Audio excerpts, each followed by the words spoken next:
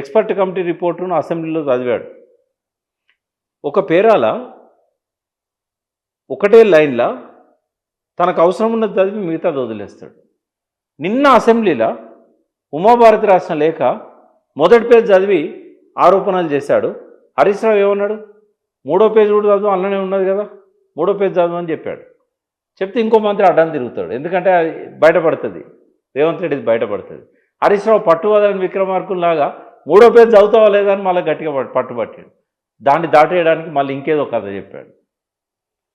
ఇవన్నీ సభ ఉల్లంఘన కిందికి రావా? కానీ మీరు అంటున్నారు కదా, బీఆర్ఎస్ ఉన్నప్పుడు విపక్షం లేకుండా సభ నడిచింది కదా ఏకపక్షంగా. నేను ఏమంటున్నా, రేవంత్ రెడ్డి కూడా ఏకపక్షంగా జరుపుకొని నాకు ఇబ్బంది లేదు. కానీ అబద్ధాలు ఎందుకు అంటున్నా? ఎవరిని మభ్యపెట్టడానికి? నేనేం కేసీఆర్ ఫేవర్గానో రేవంత్ రెడ్డికి వ్యతిరేకంగానో మాట్లాడతలేను. ఆయన ఒక శాసనసభ్యుడు, ఒక ముఖ్యమంత్రి, ఉందాతనం ఉండాలన్నా వద్దా? ఆ సీట్లో కూర్చొని ఇట్లా మాట్లాడవచ్చా? కొన్ని ప్రెసిడెంట్స్ ఉన్నాయా? ఇప్పుడు ఆ సీట్లో నువ్వు రాజకీయాల్లో పుట్టకముందే చచ్చిపోయిన నీ పార్టీ అధినేత ఉండే, ఆయన టీడీపీ రాజకీయాల్లోకి రాకముందే చనిపోయాడు పెద్ద మనిషి ఎన్టీ రామారావు. ఆ సీట్లో కూర్చున్నాడు. ఒక గౌరవప్రదమైన బాధ్యత నిర్వహించిన చెన్నారెడ్డి గారు ఆ సీట్లో కూర్చున్నారు, హరి చెన్నారెడ్డి గారు.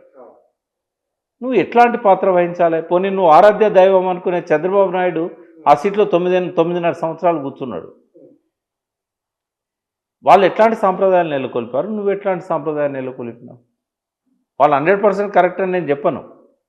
కానీ ఇంత దిగజారుడుగా, అసభ్యంగా, అన్పార్లమెంటరీగా రికార్డ్స్లో ఉన్నాయో తీసేశారో, పేగులు మెడకేసుకుంటూ అక్కడ తొక్కుతా పండబెట్టి, ఇవన్నీ రికార్డులు ఉన్నాయో లేవో నాకు తెలియదు. కానీ మాట్లాడినలా లేదా అసెంబ్లీలో? పేపర్లు వచ్చినాయి కదా. మరి ఎట్లా గౌరవించాలి కూర్చొన్న? నేనేమంటున్నా, నా దృష్టిలో అందరికంటే పెద్ద తప్పు చేసింది ప్రజలే, రేవంత్ రెడ్డి కంటే ఇంకెవరికంటే కూడా.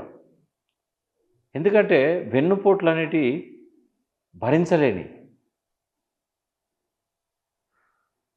60 లక్షల ఎకరాల పంటలు పండించుకొని రోజు పోస్ట్ ఆఫీస్ నుంచి పెన్షన్లు తీసుకుంటూ వాళ్ళు ఎవరికి వెన్నుపోటు పొడిచారు?